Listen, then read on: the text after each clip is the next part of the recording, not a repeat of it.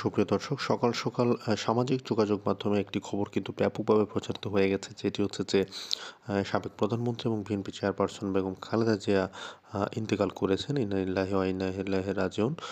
যদিও বিষয়টি এখনও আসলে পুরোপুরি নিশ্চিত নয়, তবে গতকাল রাতে ওনার হাসপাতালের যে পরিস্থিতি গিয়েছে, আমরা জানি যে ওনার ছেলে বিএনপি ভারপ্রাপ্ত চেয়ারম্যান তারেক রহমান, তার রহমানের স্ত্রী এবং তার কন্যা তিনজন কিন্তু গভীর রাত পর্যন্ত রাজধানীর এভারকেয়ার হাসপাতালে ছিলেন, এবং তখন থেকে অনেকে বলছিলেন যে বেগম জিয়া হয়তো মারা গিয়েছেন, সেজন্যই হয়তো পরিবারের সদস্যদের ডাকা হয়েছিল। এবং আমরা দেখেছি যে সাবেক প্রধানমন্ত্রী খালেদা জিয়ার সাবেক প্রেস সচিব মারুফ কামাল খান, তিনি সামাজিক যোগাযোগ মাধ্যম ফেসবুকে পোস্ট করেছেন যে ম্যাডাম আর নেই, তিনি মারা গিয়েছেন। এবং এরপর আমরা বিএনপির নিচু পর্যায়ের বেশ কিছু নেতাকর্মীকে আসলে দেখেছি, তারাও ফেসবুকে পোস্ট করেছেন যে বেগম খালেদা জিয়া মারা গিয়েছেন।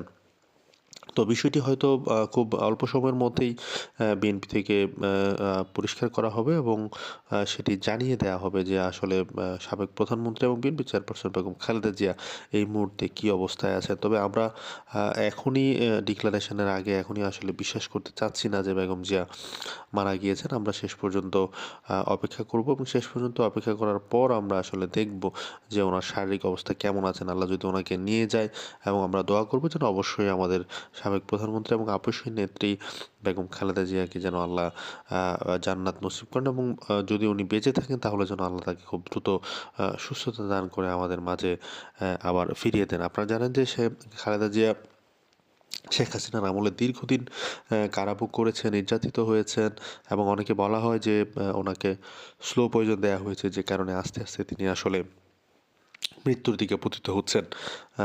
তো আমরা এখন দেখব আসলে শেষ পর্যন্ত কী খবর হয়।